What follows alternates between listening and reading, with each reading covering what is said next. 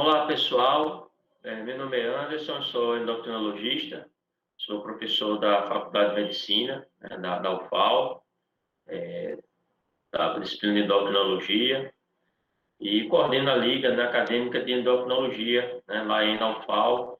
E é um prazer estar aqui com vocês hoje, falando sobre um tema de bastante interesse na endocrinologia, tema de aplicabilidade prática, clínica, que é uma atualização no tratamento do diabetes tipo 2, mostrando já uma visão que vai além da hemoglobina glicada.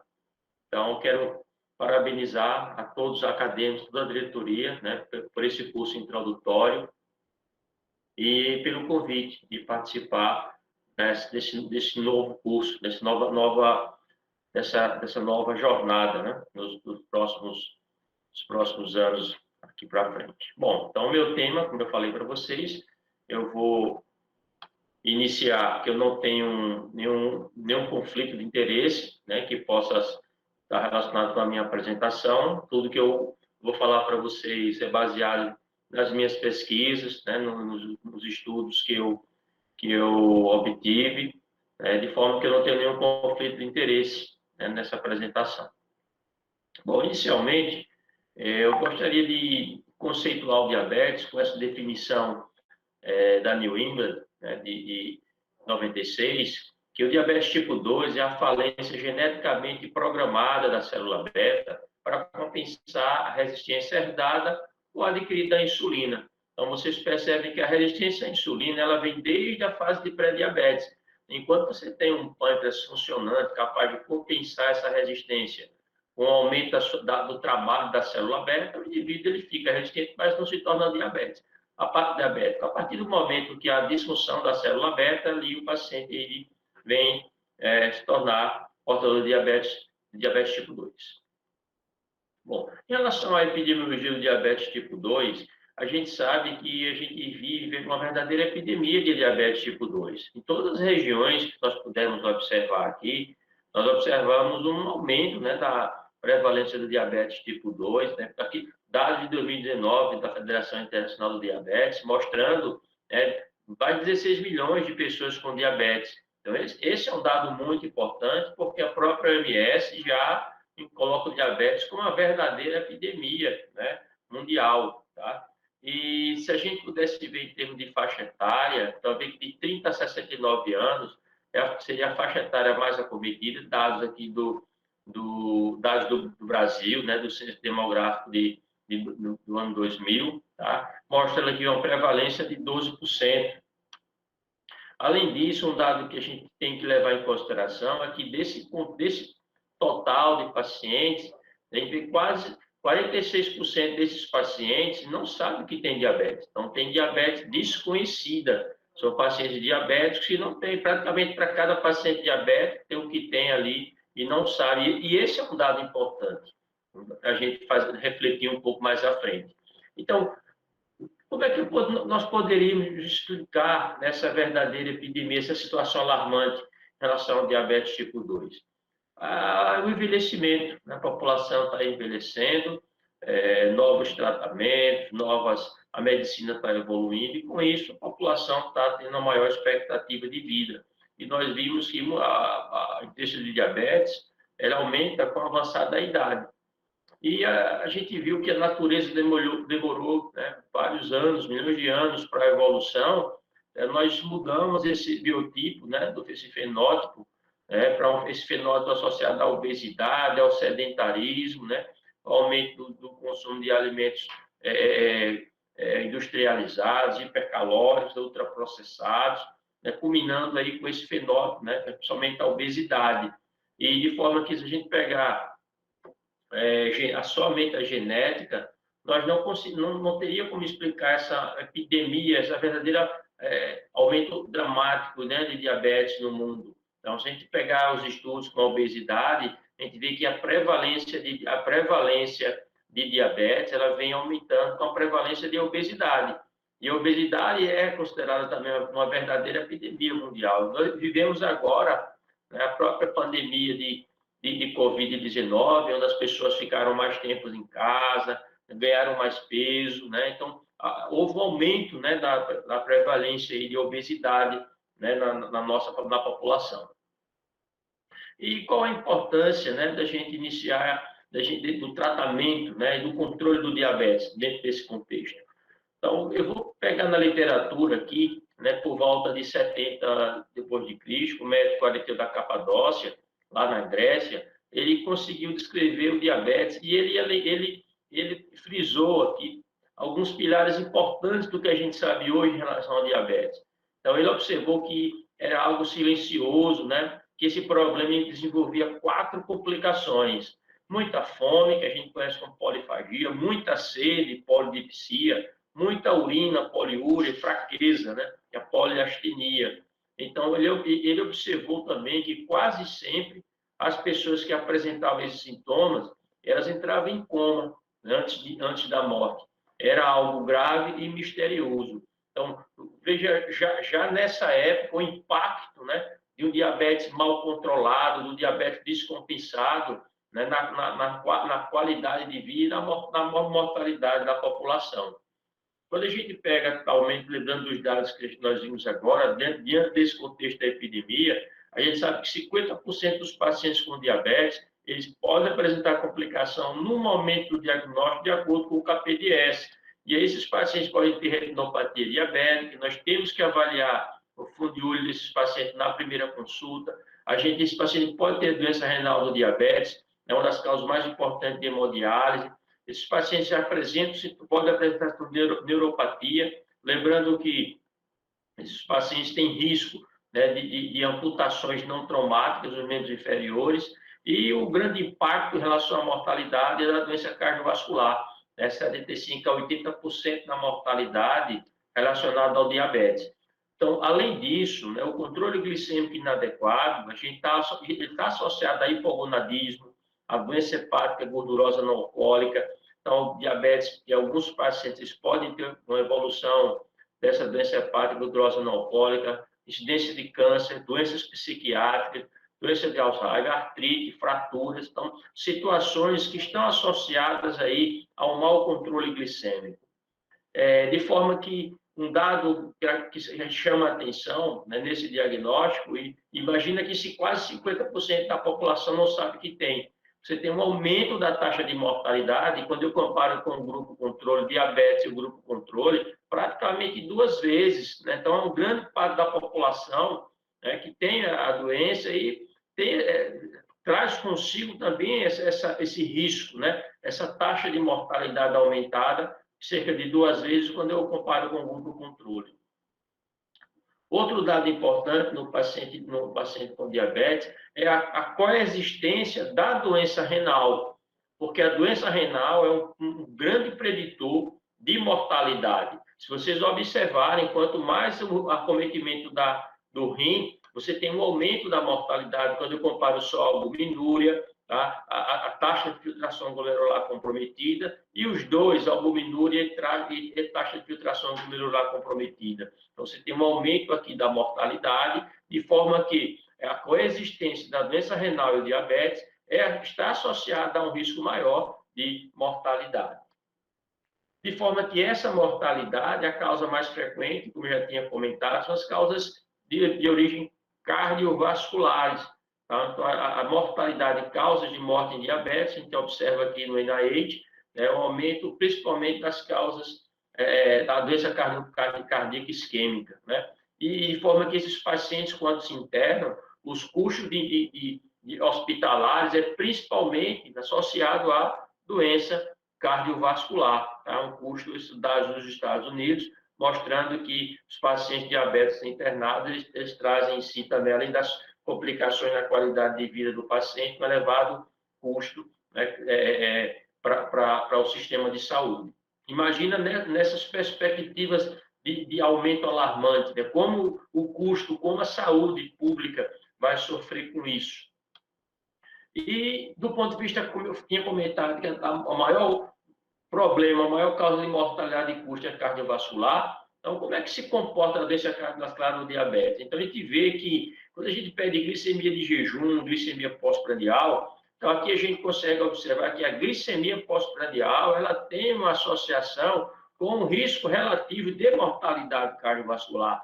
Por isso que é importante também controlar a glicemia de jejum e a glicemia pós-prandial. A gente sabe que na história clínica, avaliando a duração do diabetes, a gente consegue estratificar esse paciente para risco cardiovascular. Por quê? Porque esse estudo mostra, né, ele mostra que a duração do diabetes, tá, e o risco de relativo de mortalidade cardiovascular, quanto maior a duração do diabetes, mais risco você tem ali de uma mortalidade cardiovascular, você vai valorizar melhor a clínica do paciente, uma clínica ali de uma dispneia, do desconforto precordial, né, de uma dispneia esforços, né? Então, você vai estratificar melhor esse paciente e vai, com certeza, fazer seu diagnóstico precoce, a intervenção adequada do ponto de vista cardiovascular. E, além disso, a gente vê que o paciente diabético tipo 2, ele vem ali como alguns componentes, né? Os componentes da síndrome metabólica. E a gente vê a resistência insulínica nesses pacientes, a gente vê que quase 80%, 90% desses pacientes eles têm síndrome metabólica, e a gente vê o elo de ligação aí da diabetes tipo 2, né, com a síndrome metabólica e com a obesidade, e tudo isso é interligado aí com relação à resistência à insulina. De forma que, quando a gente vê um paciente com obesidade, principalmente a obesidade central, na gordura visceral, né, a gente passa a entender melhor porque o paciente de diabetes tipo 2 é um paciente que tem uma inflamação crônica de baixo grau. Então, um paciente inflamado, a gente chama um paciente que tem um tipo de inflamado. Tá? Por que isso? A gente deve mergulhar, né, nesses adipócitos, nessa circunferência abdominal, nessa gordura visceral. A gente vai observar que, se eu pudesse fazer aqui uma análise comparativa entre um macrófago e um adipócito resistente, aquele macrovesicular da gordura visceral, a gente vê que o adipócito ele tem uma resposta metabólica, ele armazena lipídio, mas também o adipócito, esse adipócito resistente, ele produz citocinas inflamatórias, né? Fator de necrose tumoral alfa, que fosforiliza serina receptor da insulina, aumentando a resistência à insulina, interleucina, várias citocinas inflamatórias. E se a gente pega, por outro lado, o macrófago, que participa da resposta inflamatória, esse macrófago também ele passa por um acúmulo de lipídio quando ele é um macrófago espumoso. Então, fazendo a intersecção dessas células, a gente consegue identificar esse mecanismo inflamatório nos pacientes que têm diabetes tipo 2, que têm gordura visceral e síndrome metabólica.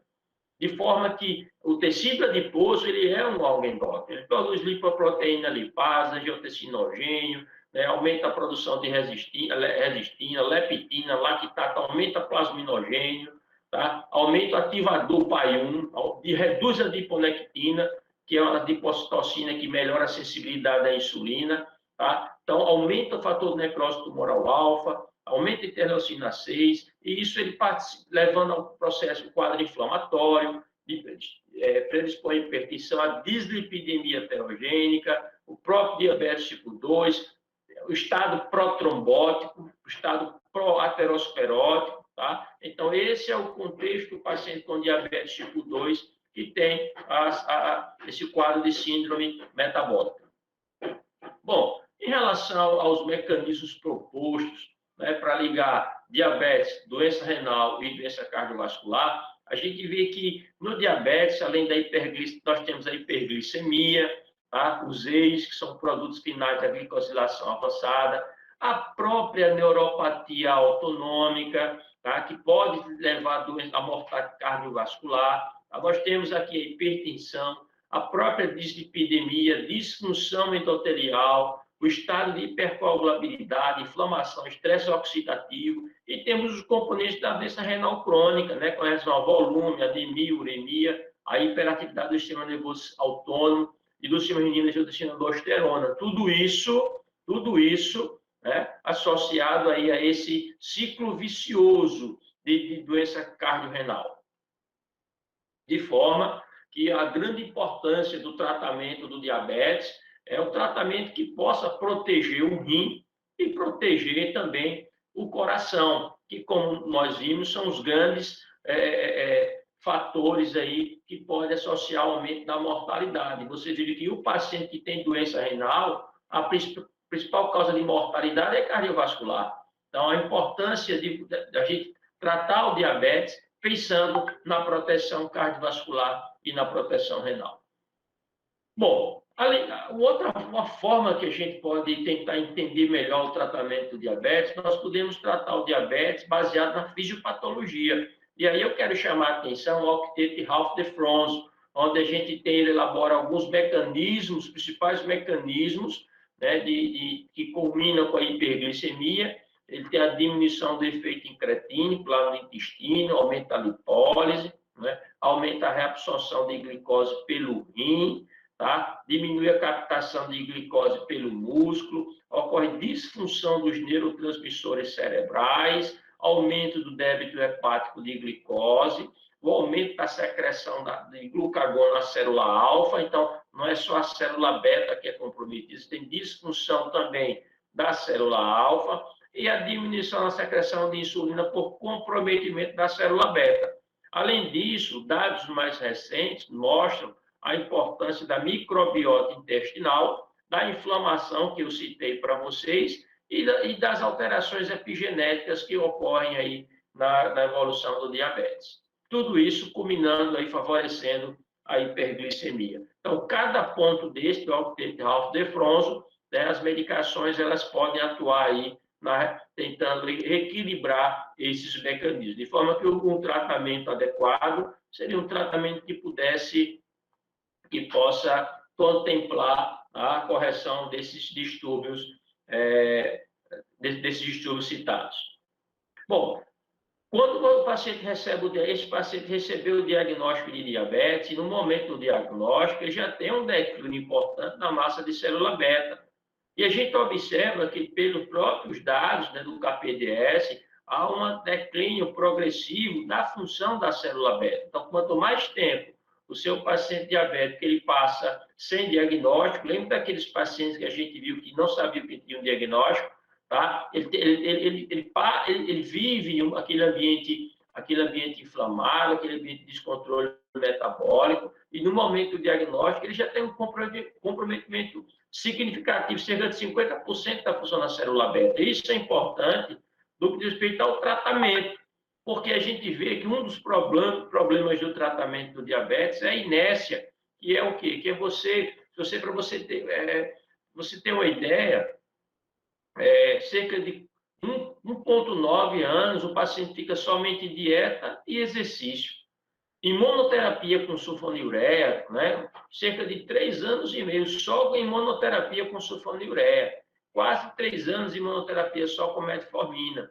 Tá? Então, isso mostra, né, uma certa inércia, né, constante na conduta terapêutica do diabetes tipo 2. E isso tem aplicabilidade prática. Por quê? Na prática clínica, o que é que a gente observa? Que o controle inadequado, hemoglobina glicada acima de maior ou igual a 7%, tá? Cerca de 73% dos pacientes com diabetes tipo 2, tá? Acima de 7%, e cerca de quase 90% do tipo 1 estão com glicada ali,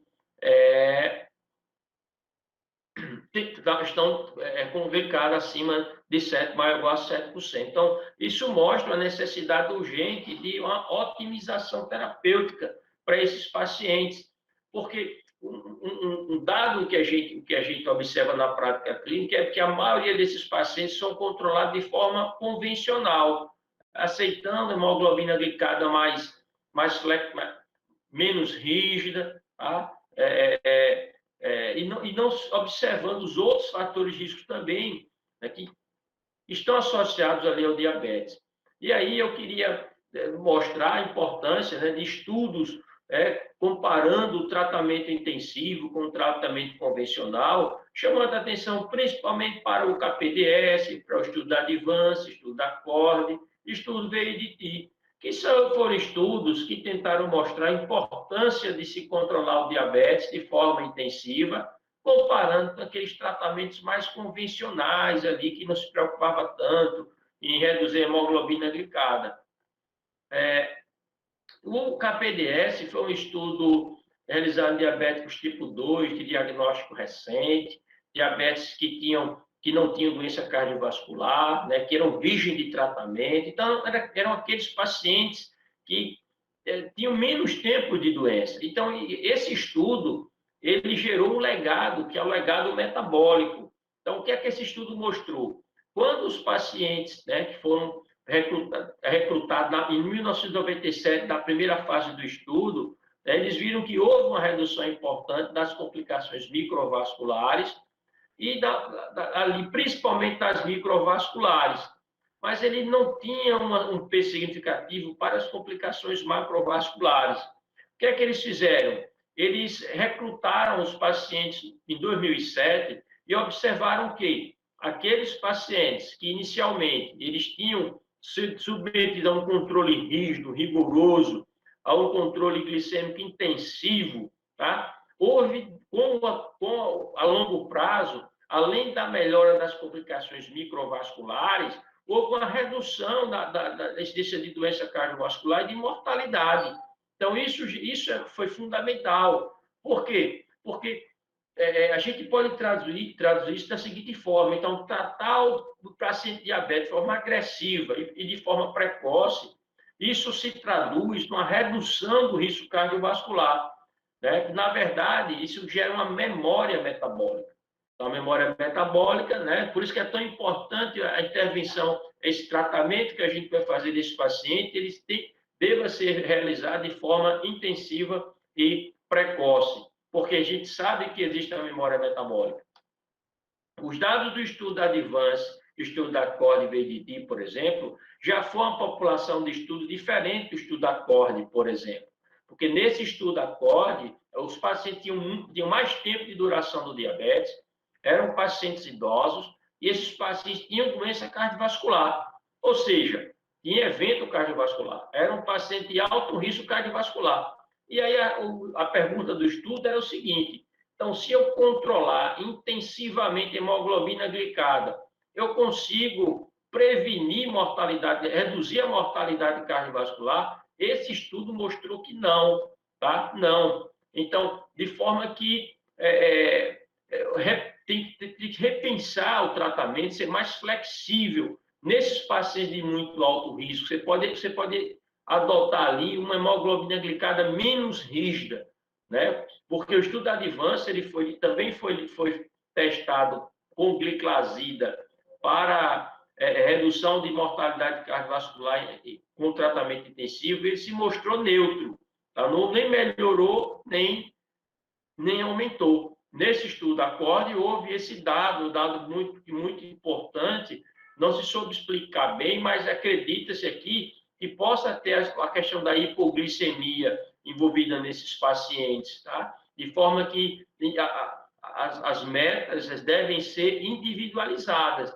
E nesses pacientes de muito alto risco, nós temos que adotar outras terapêuticas e abordar também os outros fatores de risco para a doença cardiovascular. E esse estudo também deixa em aberto a importância de drogas que têm um impacto na proteção cardíaca, né, na redução da mortalidade cardiovascular.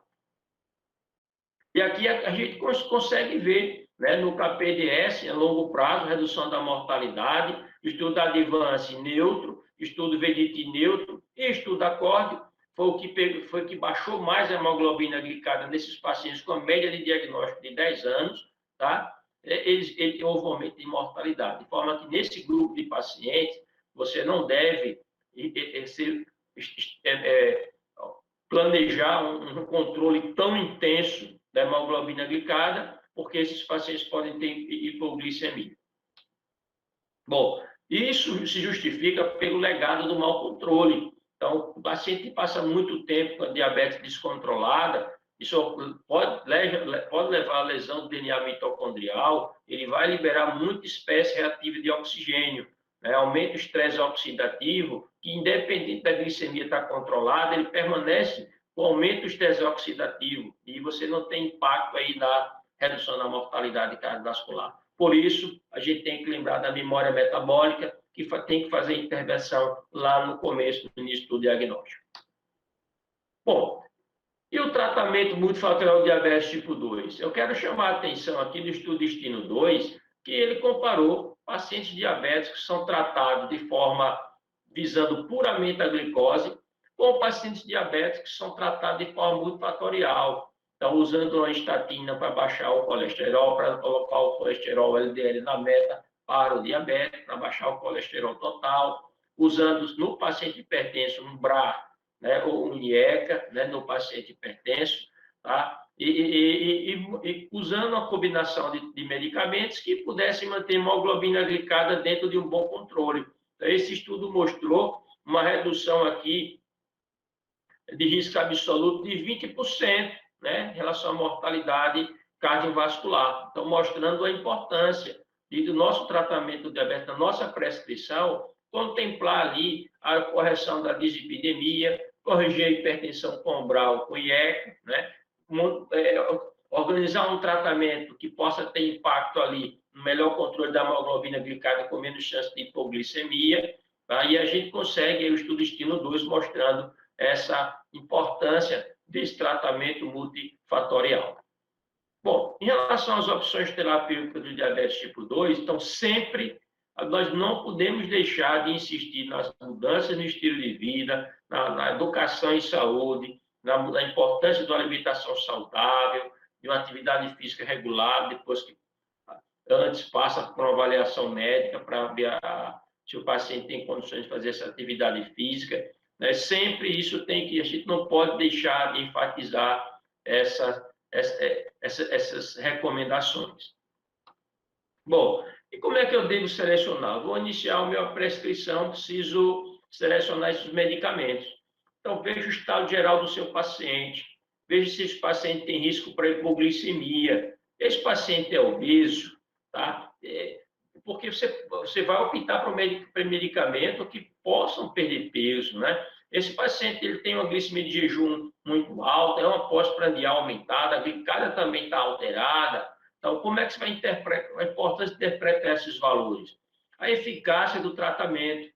Então, veja a falência da célula beta. Esse paciente já tem célula beta funcionante, tem algum distúrbio metabólico para corrigir, tá? Já tem complicação microvascular e macrovascular, e interação medicamentosa. E o custo? E a preferência do paciente? Então, sempre envolva o paciente no tratamento. Faça com que o paciente participe também da escolha do tratamento, né? Coloque para ele as opções, as opções que vocês têm e as que se adequam melhor ao caso do paciente, e deixe o paciente fazer a sua escolha juntamente com o médico. De forma que, na prática clínica, um dado fundamental, tá, para você escolher a terapêutica, depende disso que eu falei para vocês, vai depender muito, principalmente da função pancreática, tá? Principalmente da função pancreática. E o tratamento baseado na fisiopatologia? Então, nós podemos ter ali um análogo de GLP-1, DPP-4, o nível do DPP-4 para corrigir o defeito incretínico. Nós falamos ali no débito hepático de glicose, mas eu sei que a metformina age 75% a 80% ali no débito, reduzindo o débito hepático de glicose. A insulina também reduz o débito hepático de glicose, por isso que a bedtime colocada à noite, porque ela vai agir justamente ali no débito hepático de glicose. A glitazona tem um efeito também no débito hepático de glicose, mas tem muito mais efeito periférico. Na lipólise, nós temos ali a insulina, que bloqueia a lipólise. Nós temos a glitazona, que reduz essa lipólise, reduz essa liberação de ácidos graxos. A metformina também tem impacto na lipólise. Nós sabemos que o paciente diabético tipo 2 ele tem uma reabsorção aumentada de glicose do túbulo proximal. Nós podemos usar o inibidor de SGLT2 ali, né, nessas novas drogas, para promover ali uma glicosúria. Nós temos a redução da oxidação de glicose pelo músculo. Podemos usar uma glitazona, a metformina, alguns receptores de GLP-1 também, que pode melhorar a captação de glicose pelo músculo. As difusões de neurotransmissores, o análogo receptor de GLP-1 atua muito bem nessa função. E na célula alfa, o análogo receptor de GLP-1, né? E em relação à célula beta, né, em relação à secreção de insulina, a sulfonilureia, DPP-4, insulina e o análogo receptor de GLP-1. Então, baseado na fisiopatologia, né, a gente consegue identificar aí as principais ações dos medicamentos. Bom, em relação às sulfonilureias, nós temos a clorpropamida, a glibenclamida, a glipizida, a gliflazida, a glibepirida. A clorpropamida praticamente não é mais comercializada, tá? Ela tem uma duração de ação muito longa, tem muito risco de hipoglicemia e ganho de peso, tá? Então, não é uma droga que se usa mais de rotina. No Sistema Único de Saúde, na unidade de saúde, tem a glibenclamida, que aumenta a secreção da insulina, tem um poder de reação da glicada de 1,5 a 2, tá? Mostrou alguns benefícios ali no KPDS, tá? Mas tem uma desvantagem importante, que é o ganho de peso e hipoglicemia.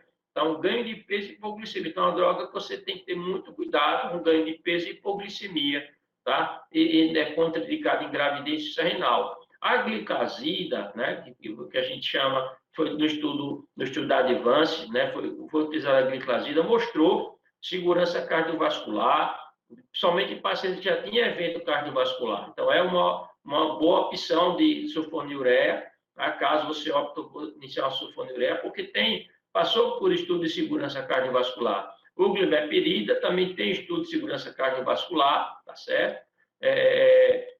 A gliclazida de 30 a 120 miligramas, você usa pode ser dose única, tá? E você tem a glibepirida e tem também as meglitinidas, que são drogas que têm curto intervalo de ação, então agem mais rápido, mais para hiperglicemia, mais para ali para pós-prandial. A hiperglicemia pós-prandial aumenta a secreção de insulina, principalmente ali na variabilidade pós-prandial, tá? O efeito, desvantagem, ganho de peso e risco de hipoglicemia. A metformina, uma droga também no Sistema Único de Saúde, nós temos de 500, 750, 850, 1.000.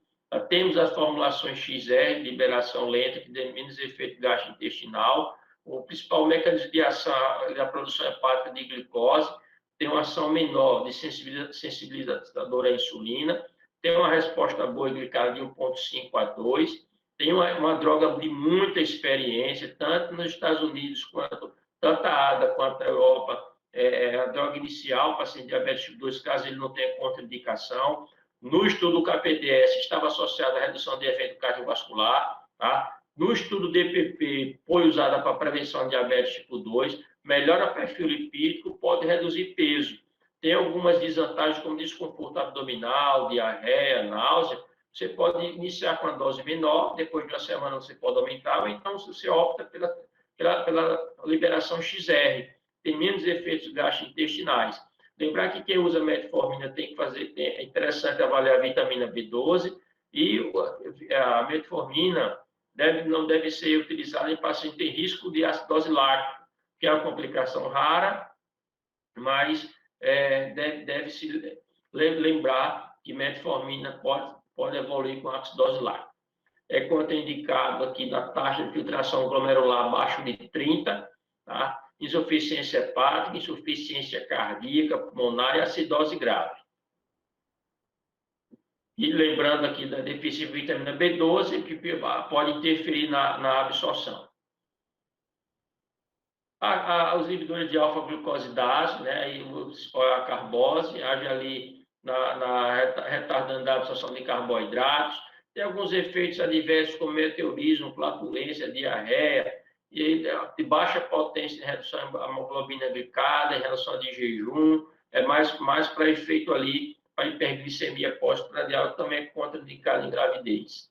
As glitazonas, o principal representante é a pioglitazona, tem de 15, 30 e 45. Essa já é uma droga sensibilizadora da insulina mais perifericamente, ali no músculo, no adipócito, né? Ela aumenta a sensibilidade da insulina na região do músculo, no adipócito e no hepatócito. Então, ela tem um poder, né, de sensibilização à insulina importante. Tem redução de meio a 1,4 de hemoglobina glicada, tá? Tem estudos aí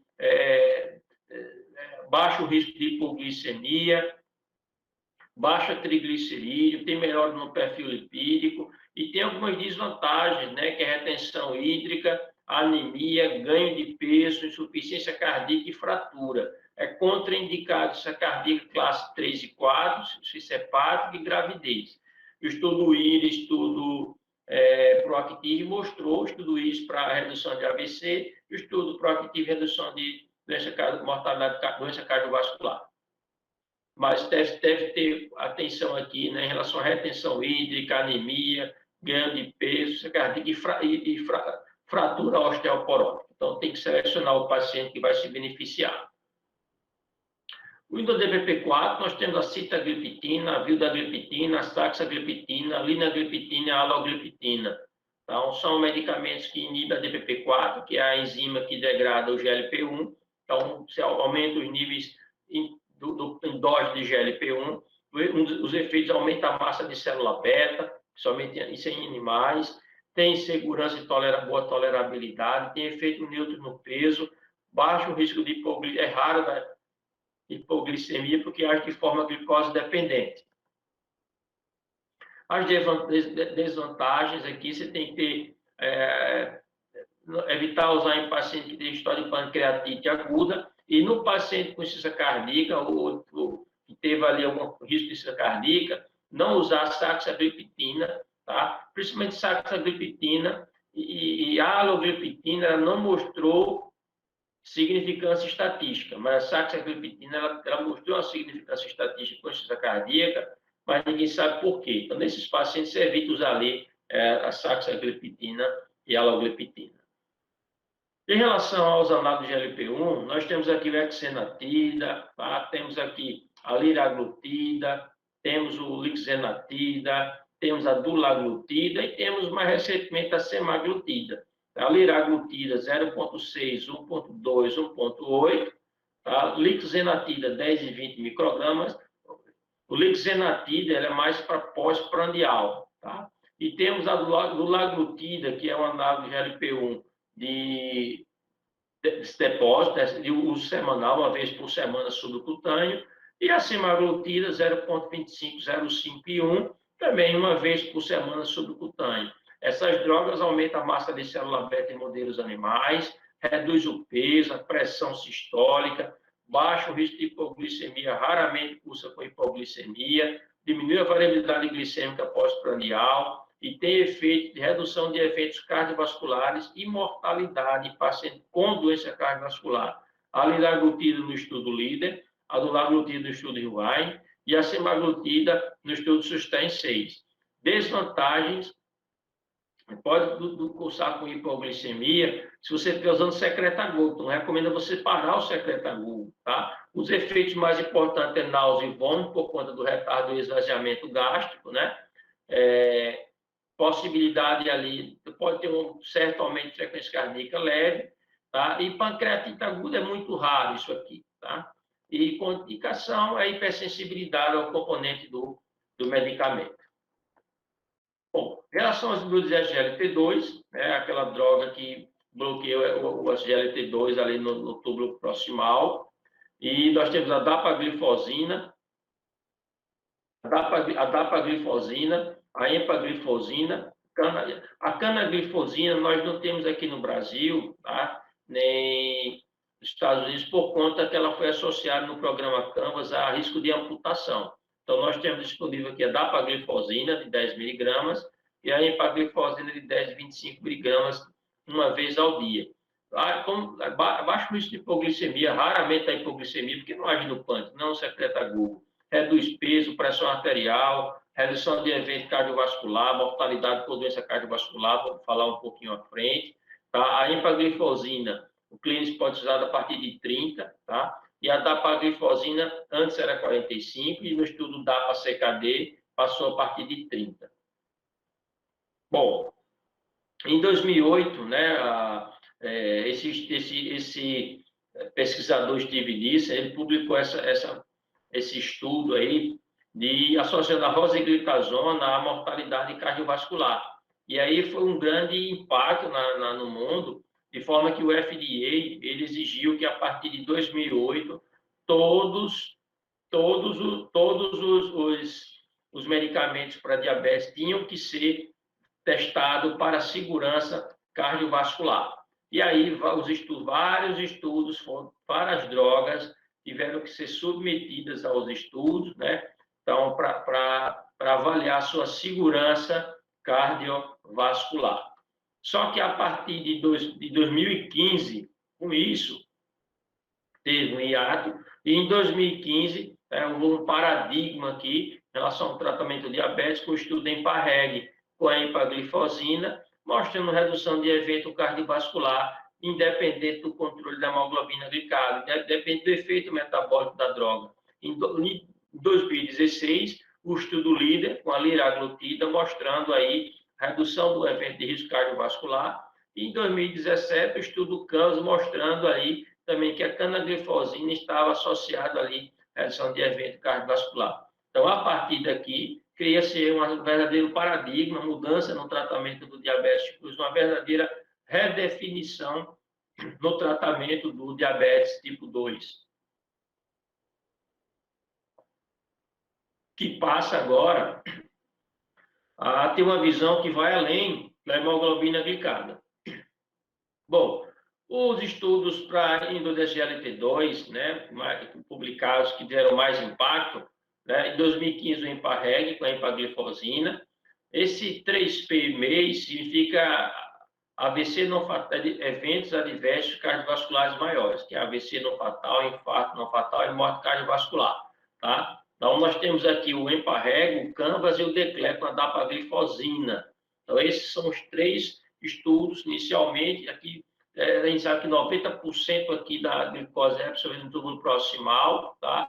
E a gente sabe que o inibidor de SGLT2, quando ele bloqueia, aí a glicose ela vem, passa e vai ser eliminada, né, por via urinária, que é uma verdadeira glicosura, uma diurese osmótica. E aí, os principais mecanismos da ação dessas drogas estão natriurese. A natriurese reduz a pressão sistólica, diminui a rigidez arterial, reduz o volume plasmático, isso tem efeito positivo para o coração. Tá? A diurese diminui o volume plasmático, a uricosúria baixa ácido úrico, tá? A glicosúria reduz peso, glicemia, glicotoxicidade, isso reduz a resistência insulínica, aumenta, como ele perde glicosúrias, tem o estímulo da célula alfa, né, pelo glucagon, aumentando a produção de cetonas, que é uma fonte importante de energia para o cardiomiócito. Além disso, você tem uma vasoconstricção da arteríola aferente, uma vasoconstricção, inicialmente tem uma redução do fluxo plasmático renal, da taxa de filtração glomerular, da pressão intraglomerular, a filtração de albumina, tá? Levando à redução da albuminúria. Você tem efeitos benéficos em relação à eritropoetina, hemoglobina, tudo isso levando a benefício aí cardiorrenais. Bom, aqui são os estudos, os principais estudos com desfechos cardiovasculares, a empaglifosina, redução de 14%, né, em AVC não fatal, infarto não fatal e morte cardiovascular. A empaglifosina, redução de 38% de morte cardiovascular, 35% de internação por insuficiência cardíaca e redução de 32% de mortalidade geral. A canaglifosina mostrou a redução de 14% nesse mês e redução de 33% de internação por insuficiência cardíaca. A dapaglifosina, no estudo DECLER, mostrou uma redução de 17%, tá? Em relação à internação por insuficiência cardíaca e morte cardiovascular. Tá? Em relação a desfechos renais, a gente vê que a canaglifosina, esse estudo Credence, foi um estudo principalmente para ver rim, mostrando o grande benefício, né, das glifosinas, né, do SGLT2 em relação à doença renal. Em relação aos estudos com o receptor de GLP-1, nós temos um estudo líder, né, em 2016, com o liraglutida. Nós temos o estudo Sustain 6, de 2016, com a semaglutida, Rilwide com a dulaglutida, tá? Temos a mais recente com a biglutida. E o mais importante do nosso meio de utilidade é a liraglutida, semaglutida, dulaglutida, que é o que se usa mais na prática clínica, né, no nosso meio. A liraglutida, lembrando para vocês, 0,6 durante uma semana, depois aumenta para 1,2 segunda semana, podendo aumentar para 1,8 ali na terceira semana. Tá? Se tiver algum efeito colateral, volta um pouquinho para a dose anterior. O semaglutida 0,25 nas primeiras 4 semanas e a partir da quinta semana 0,5, tá? Podendo chegar depois de mais 4 semanas a 1 miligrama. Bom? E a do laglutida 0,75, 1,5 semanal também. Então, os principais, de forma que os principais estudos é o estudo líder, o estudo Sustain 6 e o estudo realmente. Bom, para entender o efeito das incretinas, a gente precisa saber o que é o efeito incretina. Então, no paciente diabético, ele tem uma redução do efeito incretina. Então, ele tem baixo nível de GLP-1, o que a gente imagina, né, que repondo o análise de GLP-1 vai otimizar esses efeitos. Então, quando essas drogas são liberadas quando o paciente come, só que a DPP-4 ela degrada o GLP-1. Tá? Então, o inibidor do DPP-4 ele aumenta aqui a ação das incretinas e o análogo do GLP-1 ele foge da ação da DPP-4. Os vários efeitos importantes do análogo do GLP-1, então, no pâncreas ele aumenta a secreção da insulina, reduz a secreção de glucagon, aumenta a biossíntese de insulina, a proliferação da célula beta, reduz a apoptose da célula beta, no fígado reduz o débito hepático de glicose, diminui o apetite, né? Neuroproteção, no músculo tecido adiposo, aumenta a sensibilidade ali à insulina, tá? Então, uma droga realmente muito importante, somente favorece muito a perda de peso. E para o coração, vários efeitos aqui benéficos também para o coração, o que leva os pacientes que têm doença cardiovascular a ser uma droga importante nesse perfil de paciente. Com relação a desfechos cardiovasculares, assim como no DGLT2, nós temos estudo líder mostrando o benefício de redução de 13% no mês e 22% na mortalidade cardiovascular e na total. A semaglutida, 26% no mês, tá? E 39% em AVC. Então, a semaglutida puxou muito em relação à redução de AVC. E a dulaglutida, 12% em relação do mês. Bom, e o que é que o posicionamento mais recente da Sociedade Brasileira de Diabetes recomenda? Então, como é que a gente deve fazer isso? Então, se você tem um paciente diabético tipo 2, sem complicações cardiovasculares ou renais, a hemoglobina de 6,5 a 7,5, tá? A monoterapia com metformina. Se após 3 meses tiver a hemoglobina maior que 7, você vai fazer a terapia dupla. Se a hemoglobina tiver de 7,5 a 9, tá? O paciente está assintomático, você pode iniciar a terapia dupla, uma metformina ou, quando eu falar esse AD1, é um inibidor desse GLP-2 ou um GLP-1, ou outro antidiabético normal, tá? Hemoglobina acima de 9 vai para a terapia tripla, tá? Ou terapia baseada em insulina. Tá? O paciente acima de 9 sintomático vai para a terapia baseada em insulina. Então, a cada 3 meses, né, você vai revisar a meta do paciente. Se o paciente estiver descompensado, você encurta esse intervalo de tempo. E aí você vai fazer as combinações aqui, de acordo aí com aquele mecanismo para que as drogas possam ter efeito sinérgico. Agora, se o seu paciente tem doença cardiovascular aterosclerótica, além da metformina, você vai combinar um análogo receptor de GLP-1 ou um inibidor desse GLP-2. Se a hemoglobina glicada estiver acima da meta, vai para a terapia tripla. Pode ser a metformina, o análogo receptor de GLP-1 ou associar também no GLP-2. Se a meta não tiver alcançada, vai para a terapia quádrupla.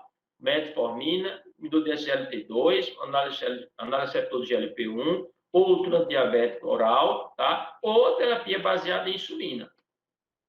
A definição de doença cardiovascular aterosclerótica é se o paciente tiver uma síndrome coronariana aguda, infarto, angina estável, infarto prévio, AVC trombótico, AVC isquêmico, revascularização de coronárias, carótidas, artérias renais, artérias periféricas, insuficiência vascular periférica com amputação de extremidade, e se tiver alguma doença aterosclerótica severa com estenose maior que 50% em qualquer território vascular. Então, tendo isso, você vai aqui para esse algoritmo que eu comentei para vocês, enfatizando a importância da metformina com a agonista receptor do GLP-1 ou inibidor desse GLP-2.